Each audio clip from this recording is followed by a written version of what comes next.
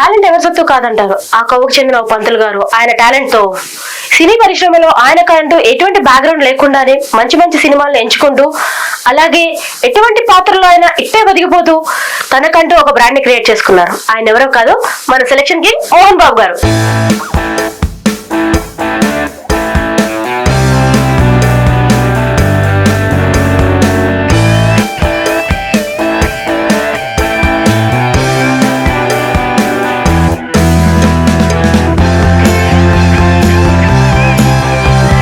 ఆయనతో పరిచయం చేసుకుని మరిన్ని విషయాలు తెలుసుకుందామా? మరి రండి. మోహన్ గారు నమస్కారం అండి. నమస్తే అమ్మా. అసలు మీరు మనిషా మోహన్ బాబు గారు అండి? ఎందుకు ఆ మాట అంటున్నావు? లేదు, ఒక్క ఇంటర్వ్యూ కోసం 5 నెలలు తిప్పించుకుంటారా? అసలు ఏంటండి, యూట్యూబ్ ఛానల్ స్టార్ట్ చేద్దాం, మీతోనే స్టార్ట్ చేద్దాం అని చెప్పేసి నేను అనుకుంటే మీరేమో 5 నెలల నుంచి ఈ రోజు దొరికారు మాకు. ఏంటండి ఇది? అంతుందో తెలుసుకోవడానికి కొంపదీసి బ్యాక్ గ్రౌండ్ ఏం లేదు కదా. ఏంటండి మీ పర్ఫార్మెన్స్? లాయర్ గా, జడ్జి గా, డాక్టర్ గా, రైతుగా, ఆఖరికి పోలీస్ ఆఫీసర్ గా కూడా ఇన్ని క్యారెక్టర్స్ చేసినందుకు మీకు హ్యాట్స్ ఆఫ్ సార్. థ్యాంక్స్. ప్రతి వ్యక్తికి కూడా కొన్ని కోరికలు ఉంటాయి. కోరికను వదిలేయకుండా ఆ పని మీద ధ్యాస పెంచుకుంటే మనకంటూ ఏదో రోజు వస్తుంది అనేది నా నమ్మకం. మీకు కూడా కృష్ణగారి కష్టాలు ఏమైనా ఉన్నాయండి? లేదండి, దేవుని దయ వల్ల అలాంటి కష్టాలు ఏం పడలేదు. ఎప్పుడు ఏదో స్టేటస్ పెడుతూ ఉంటారు, ఎప్పుడు ఏదో మూవీ చేస్తూనే ఉంటారు, ఎలా సాధ్యం అండి ఇది? అయ్యో, అంత పెద్దవాడిని ఏం కాదు, కానీ నేను ఎన్నో ఇంటర్వ్యూలు చూశాక గమనించింది ఏంటంటే గుడ్డెద్దు చేలో పడ్డట్టు తిరగకూడదని. ఎందుకంటే డైరెక్టర్కి ఒక విజన్ ఉంటుంది. ఈ క్యారెక్టర్కి ఈ వ్యక్తిని పెట్టుకోవాలి, ఈ క్యారెక్టర్కి ఈ అమ్మాయిని పెట్టుకోవాలని ఆల్రెడీ డిసైడ్ అయిపోయి ఉంటాడు. కాబట్టి మనం తిరిగి టైం వేస్ట్ అవుతుందనేది నా నమ్మకం. అయితే మనం చేయాల్సిన పని ఏంటంటే, డైరెక్టర్ గారు కో డైరెక్టర్ చెప్తాడు నాకు ఇలాంటి ఆర్టిస్టులు కావాలి అని చెప్పి. మరి అప్పుడు మనం ఎవరిని బతిమాలాలి? కో డైరెక్టర్ గారితో టచ్లో ఉంటే, ఆయనకి ఫోటోలు పెట్టి ఆయనతో టచ్లో ఉంటే మనకి ఏమన్నా అవకాశం వచ్చే అవకాశం ఉంటుంది. అది నేను చేసేది అంతే. అమ్మో, ఇంత ఒప్పుకుండాలా? ఉండకపోతే తొందరగా తెచ్చుకొని డబ్బులు అయిపోతే ఇంటికి వెళ్ళిపోవాలి. ఇంత తెలివిగా వివరించకపోతే చాలా నష్టపోవాలన్నమాట. అంతేగా మరి. కొంతమంది అంటూ ఉంటే మనం వింటాం. కొన్ని ఏళ్ళ నుంచి నేను ఇండస్ట్రీలో ఉన్నానండి, ఇవి చెప్పుకోవడానికి బాగుంటాయి. అయితే ఇక్కడ చాలా మంది ఏంటంటే మనకి మనం మోసం చేసుకుంటున్నాం అంతే. బాగా కాచి వడబోచారనుకుంటా. అదేం లేదు, కానీ ఆల్రెడీ కాచి వడబోసిన ఈ ఇంటర్వ్యూలు అన్ని చూసాం, వాటిని నేను ఫిల్టర్ చేసుకుంటున్నా అంతే. ఏదేమైనా మీకు తెలివితేటలు ఎక్కువ అండి. అదేం లేదు, వ్యవహరించే తీరులో మార్పు అంతే. అందరం ఒకటే, అలా ఫిల్టర్ చేసుకున్నాను కాబట్టి ఇవాళ నా ప్రొఫైల్ చెప్పుకోవడానికి 17 సినిమాలు, 8 సీరియల్స్, 3 వెబ్ సిరీస్లు, 1 డెమో ఫిల్మ్. ఇది నా ప్రొఫైల్, నేను గొప్పగా చెప్పుకుంటాను.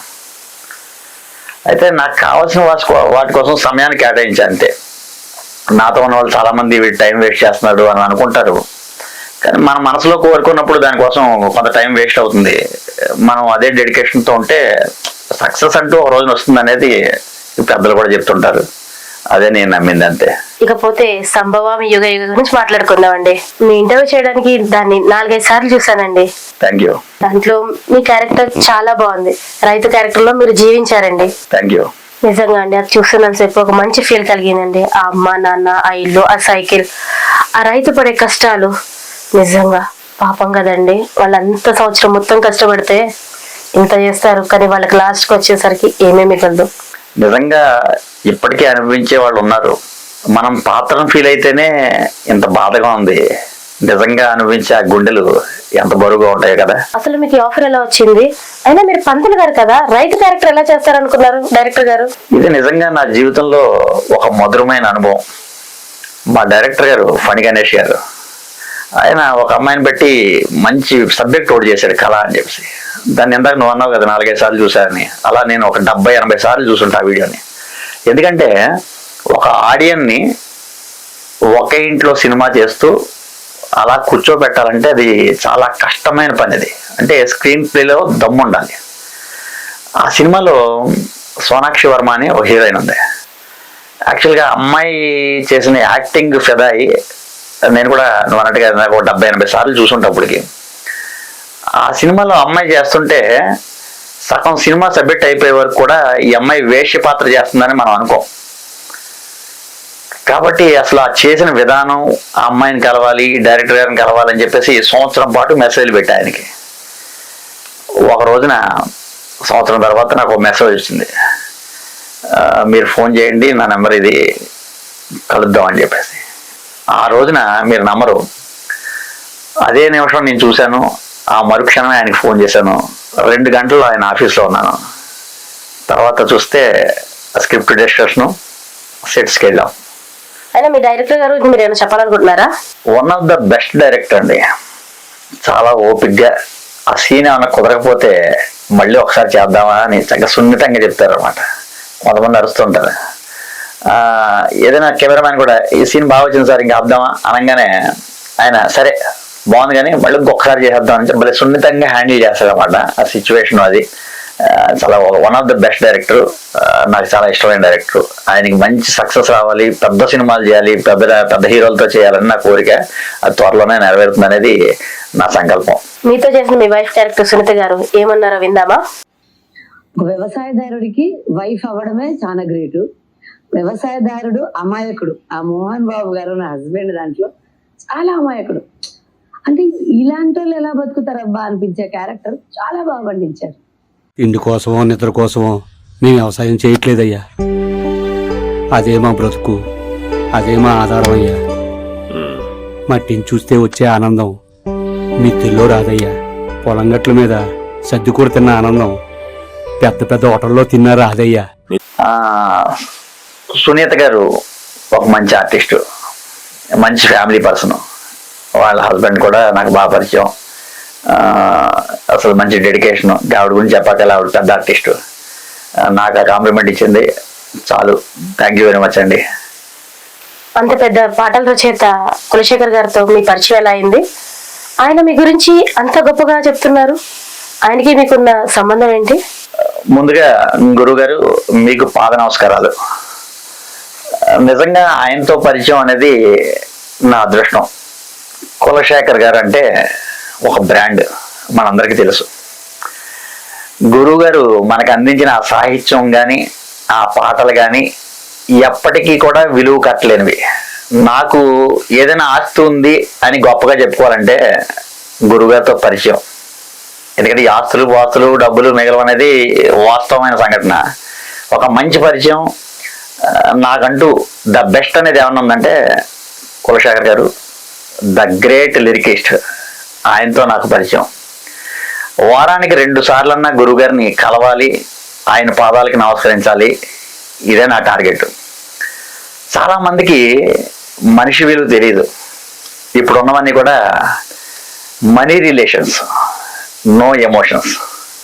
ఒకప్పుడు రామోజీరావు గారు, తేజ గారు, ఆర్పి గారు వీళ్ళందరితో కూడా కలిసి ప్రయాణం చేసిన ఒక వ్యక్తి, ఒక మహా అద్భుతమైన వ్యక్తి ఇవాళ ఒంటరిగా మిగిలారు. అయినా గురువు గారు మనసేం బాధపడదు, ఆయన ఎప్పుడు నవ్వుతూ చక్కగా చాలా హ్యాపీగా ఉంటారు. ఎందుకంటే ఆయన సాహిత్యం విలువలు తెలుసున్నవాడే ఆయనతో ఉంటుంటారు. ఈ రోజుల్లో పాటలు వింటున్నాం, ఊ అంటావా ఊ అంటావా, కావాలయ్యా నువ్వు కావాలయ్యా, ఇది ఇవాళ ఉన్న సాహిత్యం. మా గురువు గారు ఆ రోజుల్లో రాసిన పాటలు మనం వాడుక భాషలో ఉంటాయన్నమాట. రాను రానంటూనే చిన్నది రాముల వారి గుడికి వచ్చింది చిన్నది అని చెప్పేసి ఒక పాట రాస్తే ఆ పాటని ఇవాళ నితిని మర్చిపోయాడేమో కానీ ఆ పాటలు పాడుకునే ఈ ఆడియన్స్ ఎవరు కూడా మా గురువుగారిని మర్చిపోలే. అలాగే బండి బండి రైలు బండి వేలకంటూ రాదులేండి అని చెప్పేసి ఒక నిత్య జీవితంలో జరిగే సంఘటన ఇవాళ ఆ సినిమా పెద్దలు మర్చిపోయారేమో కానీ రైలు ఎక్కే ప్రతి ప్రయాణికుడికి కూడా మా గురువు గారు గుర్తుంటారు.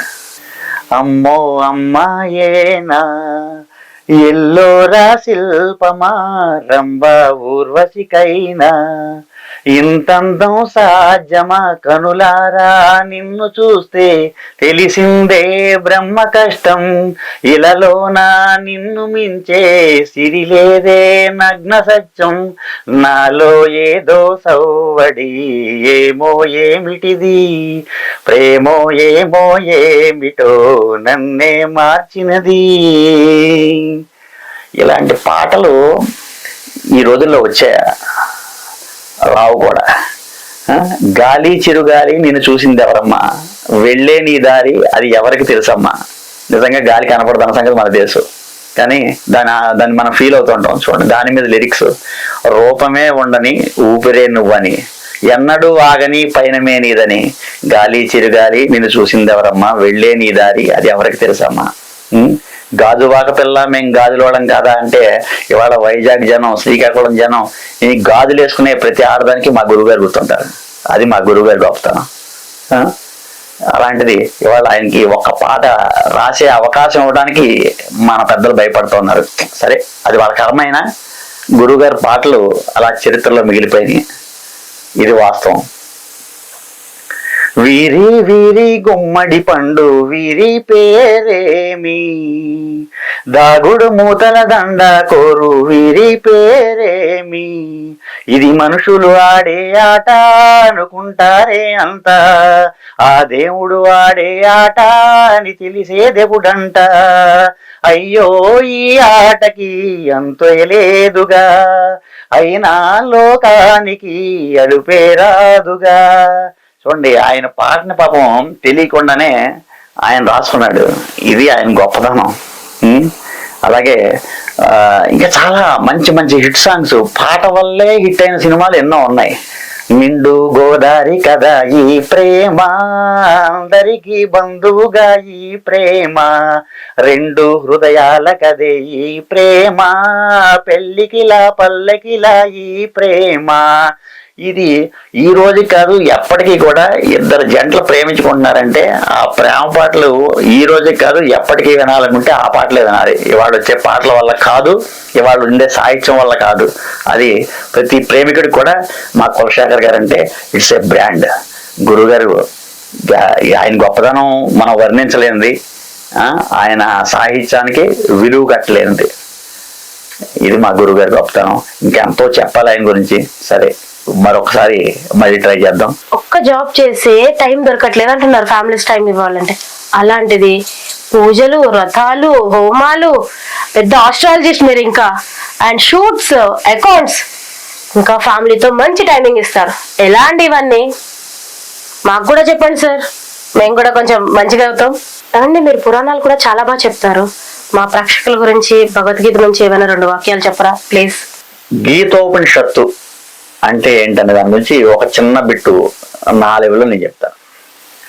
భగవద్గీత మహాభారత ఇతిహాసంలో భీష్మ పర్వం 25వ అధ్యాయం నుంచి 42వ అధ్యాయం వరకు కూడా ఒక 18 అధ్యాయాలు ఉంటాయి. దీన్నే మనం భగవద్గీత కింద అనుకుంటూ ఉంటాం, చదువుతూ ఉంటాం. సాక్షాత్తు కృష్ణ భగవానుడు బోధించిన జ్ఞానం కనుక ఇది హిందువులకి పరమ పవిత్రమైన గ్రంథం. అందులో ఒకటి ఇదే భగవద్గీత. ఈ భగవద్గీత యందు వేదాంత యోగ విశేషాలు ఉన్నాయి.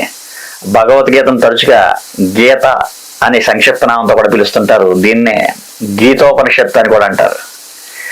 దాయాదులైన కౌరవ పాండవులు రాజ్యాధికారం కోసం యుద్ధానికి సిద్ధమయ్యారు. పాండవ వీరుడైన అర్జునుకు రథసారథి శ్రీకృష్ణుడు యుద్ధానికి ఇరువైపులా కూడా శంఖాలు పూరించారు. అర్జునుని కోరిక మీద కృష్ణుడు రణభూమి మధ్యకు ఈ రథాన్ని తెచ్చాడు. అర్జునుడు ఇరువైపులా పరికించి చూడగా చుట్టూట కూడా తన బంధువులు, గురువులు, స్నేహితులు కనిపించారు. వారిని చూసి అతని హృదయం వికలమైంది. రాజ్యం కోసం బంధుమిత్రులను చంపుకోవటమా, నిష్ప్రయోజనం అనిపించింది. దిక్కు తోతని ఈ అర్జునుడికి శ్రీకృష్ణుడు నా కర్తవ్యం ఏమిటి అని అడిగాడు. అలా అర్జునుడికి అతని రథసారథి శ్రీకృష్ణుడికి మధ్యన జరిగిన సంవాదమే ఈ భగవద్గీత. సార్ మీరు మాకు కొంచెం మళ్ళీ టైం ఇస్తే దేవుడి గురించి విషయాలు వీడియోస్ చేద్దాం సార్ ప్లీజ్. తప్పకుండా అమ్మా. సార్ ఇంత మంచి ప్రాజెక్ట్ చేశారు, కానీ మీకు పేరు రాలేదు, ప్రమోషన్ రాలేదు. మీకేం బాధ అనిపించట్లేదా? ఎందుకు అనిపించదు? చాలా బాధగానే ఉంది. కాకపోతే నా జీవితంలో ఒక మంచి ప్రాజెక్ట్ చేశాను అని ఒక తృప్తి మిగిలింది. సార్ ఇంత మంచి ప్రాజెక్ట్ చేశారు కదా, ప్రమోషన్ ఎందుకు చేయలేదు సార్? అనుకున్నవన్నీ జరగవు కదా. ప్రొడ్యూసర్ గారు దాన్ని ఇంకేం చేయకుండా అక్కడితో ఆగిపోయారు. అలా ప్రయాణం ఆగిపోయింది. మరి మీ ప్రొడ్యూసర్ గారిని మీరు ఏం అడగలేదండి? అడిగాను. మొదటి నుంచి నా మీద ఒక చిన్న అపనమ్మకం ఉండేది. ఈయన పంతులు గారు కదా, ఈ రైతు క్యారెక్టర్ ఏం చేస్తాడు అని ఒక చిన్న డిసప్పాయింట్లో ఉండేవాడు ఆయన. అయితే మా డైరెక్టర్ గారు పాపం ఆయన కన్విన్స్ చేసేవాడు, నేను చేయించుకుంటాను సార్, ఆయన సంగతి నాకు తెలుసు, నేను చేయిస్తాను అని చెప్పేసి అనేవాడు. కానీ ఆయనకి ఆయన భార్య కూడా పంతులు గారు ఈ క్యారెక్టర్ ఏం చేస్తాడు, అవసరంగా టైం వేస్ట్ ఏమో అనే ఒక ముద్ర పడిపోయింది. అలా ఆయన పెద్ద ఇంట్రెస్ట్ పెట్టలేదు. అదే ఒక మంచి సబ్జెక్ట్ చేసాం అనేది చిన్న ఫీల్ మిగిలింది. ఓవరాల్ గా కట్ చేస్తే డైరెక్టర్ గారికి పేరు రాలేదు, నటించిన ఈ నటీనటులకు కూడా అంత గుర్తింపు రాలేదు. ఇదే చిన్న డిసప్పాయింట్. మీకు బాధ కలగలేదా అండి? ఆ సమయంలో మీకు ఏమనిపించింది? ఇంకోసారి ఇలాంటి తప్పు చేయకూడదు అనుకున్నాను. ఎందుకంటే కళ మీద ఆసక్తి ఉన్న వాళ్ళే ఈ ఇండస్ట్రీలో ఉండాలి. సంపాదనే ధ్యేయంగా వచ్చే వాళ్ళకి దీని విలువలు తెలియదు. కాబట్టి మరొకసారి ఇలాంటి తప్పు జరగకుండా నేను జాగ్రత్త పడాలని నా నిర్ణయం. అయ్యో, నిరుత్సాహపడకండి. మీరు చేసిన డైరెక్టర్స్ అందరితో మాట్లాడాను. అంటే నేను మాకు కూడా పరిచయమే కదా అందరూ, నేను మీతో ప్రయాణిస్తున్న దాన్నిగా. అందరూ ఒకటే మాట అన్నారండి, మోహన్ బాబు గారికి అంటూ ఒక మన ఫిలిం ఇండస్ట్రీలో ఒక పేజెస్ అంటూ ఉండిపోతాయని. అంతకు మించిన కాంప్లిమెంట్స్ ఏం కావాలండి? నాకు ఎన్నో అవకాశాలు ఇచ్చారు చాలా మంది డైరెక్టర్లు, వాళ్ళందరికీ రుణపడి ఉంటాను. ఈ క్షణం ఇదే మంచి ప్లాట్ఫామ్ అయితే మీ ఆలోచన ఏంటి? మీరు చేసే ఇంటర్వ్యూని కొంతమంది చూస్తారు అనుకుంటే ఆ ప్రేక్షక దేవుళ్ళందరికీ కూడా చిన్న విన్నపం చేయాలనుకుంటున్నాను. ఏంటి సార్ అది? ఈ మధ్యకాలంలో నా మనసు బాగా బాధపడిన క్షణం ఒకటి ఉంది. అదేంటంటే ఒక అందమైన కుటుంబంలో ఎవ్వరికీ రానటువంటి కష్టం ఒకటి వచ్చింది. కాలేజీలకు వెళ్ళి చక్కగా మంచిగా చదువుకుంటున్న 3 ఆడపిల్లలు ఒక వింత రోగంతో అనుకోని పరిస్థితుల్లో మంచానికే పరిమితం అయిపోయారు. సుమన్ టీవీ వాళ్ళు ప్రసారం చేశారు వాళ్ళ గురించి. ఆ ఇంటర్వ్యూ చూసిన రోజు నాకు నిజంగా దుఃఖం ఆగల.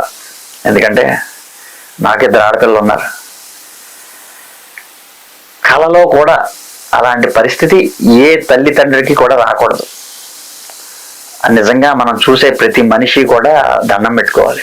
మరి ఏ జన్మ పాపమో ఏ దేవుడి యొక్క ఈరో తెలియదు, కానీ అటువంటి కష్టం పాపం వాళ్ళకు వచ్చింది. వాళ్ళ కొరకు మీరు ఏం చేద్దాం అనుకుంటున్నారు? అది ఒక వింత రోగం పాపం. కాళ్ళు చేతులు కాళ్ళు పడిపోవటం, మంచానికే పరిమితం అయిపోతే ఆ తల్లి తండ్రి పాపం వాళ్ళకి సేవలు చేయటమే సరిపోతుంది. దానికి మందులు లేకో ఏదో మొత్తానికి మన కేటీఆర్ గారు అయితే 1 లక్ష రూపాయలు సహాయం చేసిన విషయం చాలా మందికి తెలుసు.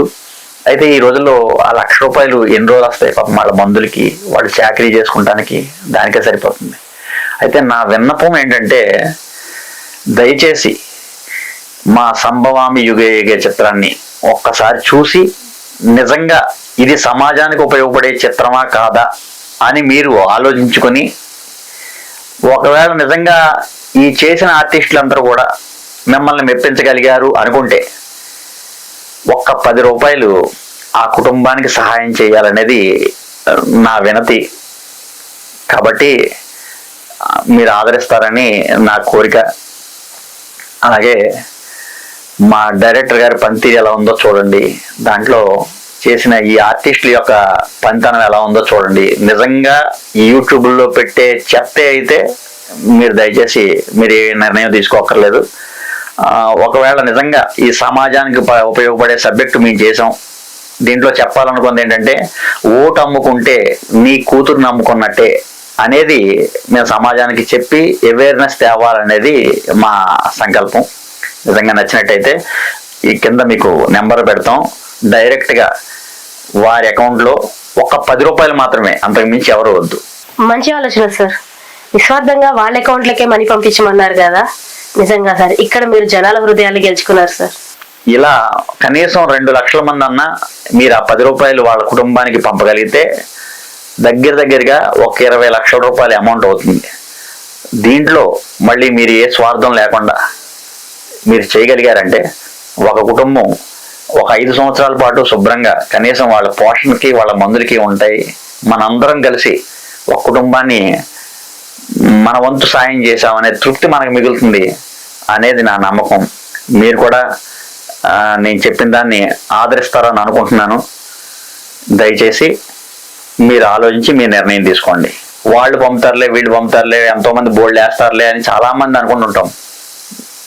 కానీ వాళ్ళందరి గురించి వద్దు, నా సేవ నేను చేశానా లేదా అదొకటే ఆలోచించండి. మనం ఎంతో వేస్ట్ చేస్తున్నాం, దాని మీద మీరు ఇంకా నిర్ణయాలు అవసరం లేదు, ఎంక్వైరీలు అవసరం లేదు, వాళ్ళకి 10 ఫోన్లు చేసి పాపం వాళ్ళని ఇన్సల్ట్ చేయక్కర్లేదు. ఒక 10 రూపాయలు వాళ్ళ నెంబరు నేను పెడుతున్నాను డైరెక్ట్గా, ఒక 10 రూపాయలు మాత్రమే మీరు సహాయం చేయండి, ఒక కుటుంబం బాగుంటుంది. తప్పకుండా మీ పిలుపుకి స్పందన వస్తుందండి. మీరు మరెన్నో మూవీస్ చేయాలని మనస్ఫూర్తిగా కోరుకుంటున్నా. Thank you very much.